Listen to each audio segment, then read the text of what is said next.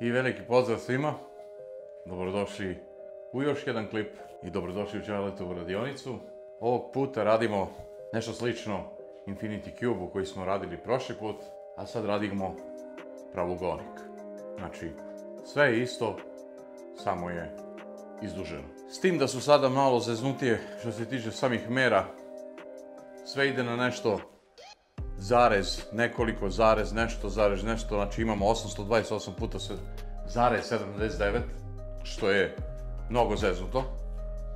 Znači, da bi dobili sada, proračunali smo u razne varijante, da bi dobili sada u dimenzije ono što želimo da dobijemo, nema više kao što se radio Cube. Da tu imamo dve različite mere i krećemo da sklapamo. Ne. Ovdje su bukvalno 6 različitih mera. Ono je bilo, Cube je bio na dve različite mere i dobili smo ono što smo dobili. Sada imamo 6 različitih mera. Sada imamo 4 puta, znači 12 parčeta imamo dužih i 457 puta 2, 828,79 puta 4, 757,57 puta 2, 257 puta 57, 2 komada, 528,79, 4 komada. I dole 328,79, 4 komada. Ovdje smo spremili sve što nam treba za rad. Znači, bez zaštite nemojte da radite, pogotovo ne ove poslove. Druga stvar, obavezno kožna kecelja, bez nje isto nemojte na posao, ne posao ovakve vrste, pošto, ne znam, znate, možda i ne znate, zračenja su velika u ovom poslu, tako da može se napravi sranje. Nije teško navući kecelju na vas i uraditi posao koji želite. Ili kecelja, ili odelo. Ja u ovom slučaju nemam odelo, ali imam kecelju. Kecelja isto završava posao koliko i samo odelo. Mislim da ne toliko, ali opet završava posao. Da ne bude ono bukvalno nemate ništa. Ovo vam je preko potrebno. Mikrofon je izbačen napolje, to je dobro. I zaštitna kaciga. Znači obavezno. Vizir, slušalice zbog zvuka, jer kad su prostorije manje kao što je ova moja prostorija, može da se desi da oštetite sluh na velikim decibelima koliko prave ove mašine. Sada ne planiram nju da koristim. U ovom poslu ćemo da koristimo ovu mašinu. Naravno i ona pravi buku, ali tu su nam slušalice da možemo da malo sačuvamo sluh. Ništa, to je to. Rekao sam vam, sama dimenzija ovog Infinity prizme je, tako se zove sad, Amerikanci su dali ime Infinity Prism. Da li je to tačno ili nije, ne znam, ali eto. Što se tiče, samo ja da se vežem, što se tiče ovog Infinity-a, on je dimenzije 900 puta 600 puta 400. I da, kao što sam i rekao, vrlo je zajebano da se napravi, to je zeznuto, ajde da opisujem.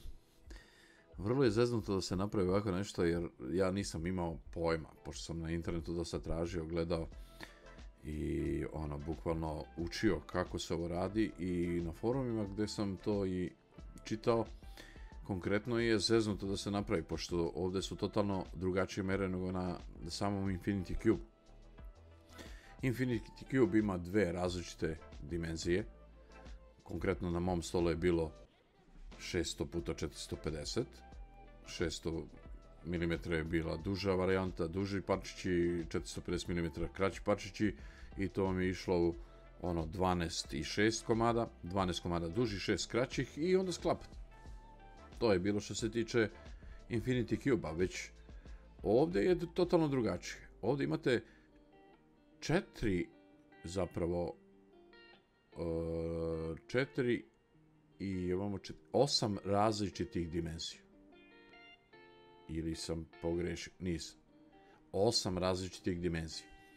Od svakih parčića imate, kao što vidite sad sa desne strane gdje pakujem, to su vam najduži parčići. Tu postoje 4 u jednoj dimenziji, 2 u drugoj dimenziji.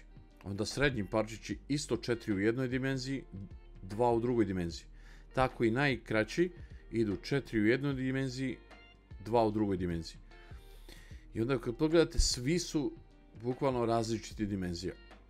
i onda sve to trebate da sklopite. Doduše, da nisam crtao, ne bi mogao ni da ga sklopim. Bilo je malo i problema koji beše ide gde, pa onda uglovi okretanja.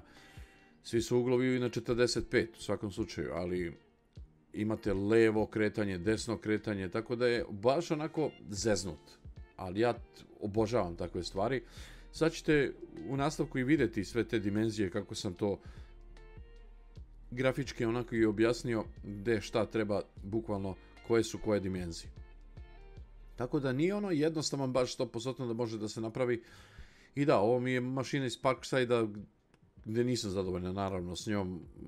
Nema ona niti snagu, niti može ona da seče krupnije profile većeg prečnika, tako da ću to da sklonim sa strane, gdje će mi biti za neke sitne stvari, a morat ću da kupim jednu ovakvu, ali ozbiljniju mašinu za sečenje, konkretno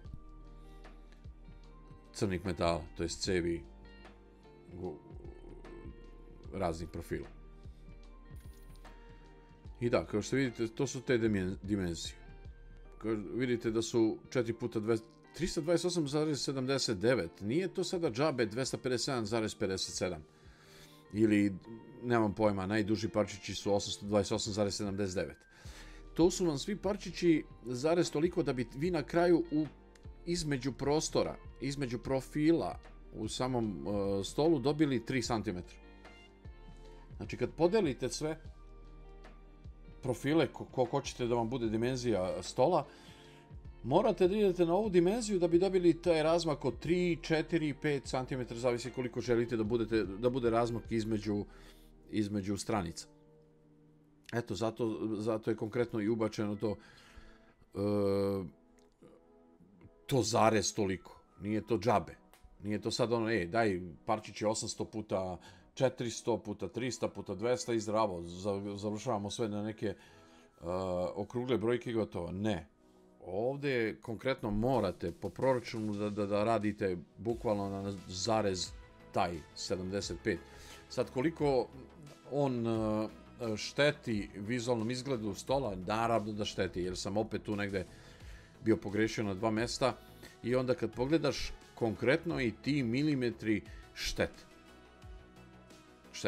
Štete sada, da kažem, na jednoj strani izgubite možda 2 mm. Već kad odete na treću stranu, vi ste izgubili 6 ili 7 mm. To je već ozbiljna stvar. Kad završite sam provugonik, vidite da negde je razlika i po 5 mm, a to je ogromna greška. Tako da ovdje baš konkretno morate biti precizni. Ako ikada pravite ovako nešto, eto, da znate da morate biti precizni, jer jednostavno nećete da ga sklopite onako kako treba. Ako se opustite ono i kažete da, sad 2-3 mm gore dole, nema veze. Naravno da kad pogledaš, u suštini nema veze, ajde, zazor će biti negde malo veći. Ali opet kažem, ako ste precizni, ono da kažem 90%, neće da vam se desi to. Ako niste, naravno će da se desi, onda nećete moći da ga sklopite. Mislim, sklopit ćete ga, ali neće to biti to. Eto, to je to. U suštini, na kraju klipa sam rekao pozdrav za Stakloform Salakovac, firma koja mi je pomogla i u danu zapravo za sat vremena završila staklo da bi ja mogao da završim klip. Obrusili su ivice, odradili mi 10 mm staklo. Isto i da pozdravim ovom prilikom i štampariju Sovaja, koja mi je, eto, izašao susret i ove majice prelepe mi je oštampala i poslala.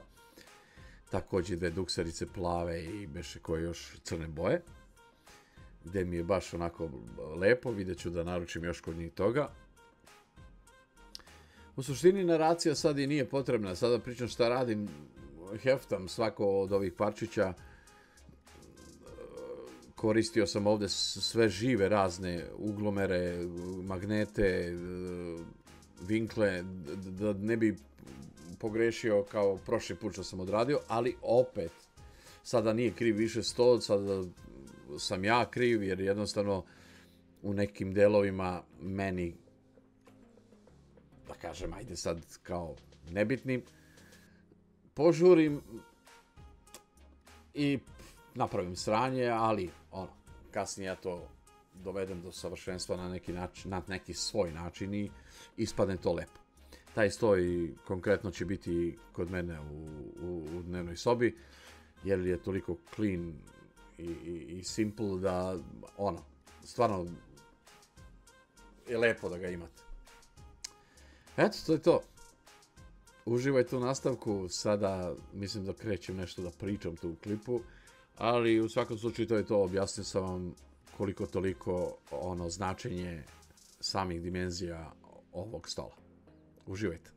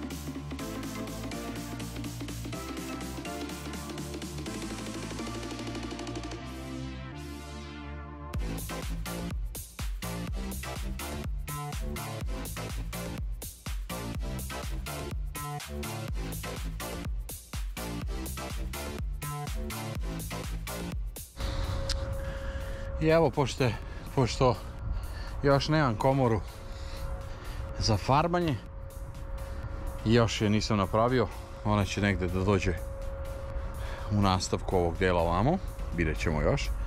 Ja moram ovako. Sada šta radimo? Ovo sve trebamo, uradili smo git običan, pa špric git, i sad ćemo sve to lepo da šmiglamo i onda gdje treba još da obradimo i spremamo za farbanje. Tako da, eto, sad što radimo jeste šmiglamo kompletno ovo do savršenstva, a onda gdje fali još da se pipne nešto, da se doda git, izgitujemo još jedan put i poslije dolazi farbanje. A vi uživajte.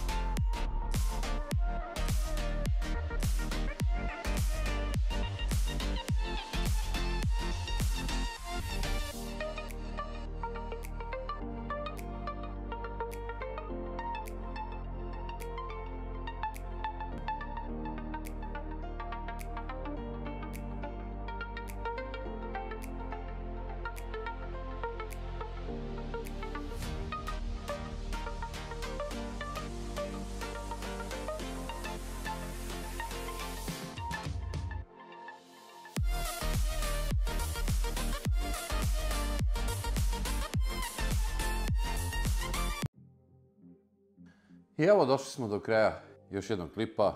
Vremena nam je malo trebalo, pošto sam već se uigrao i naučio kako se ovo radi, ušao štos ovoj zavrzlami od metalnih profila.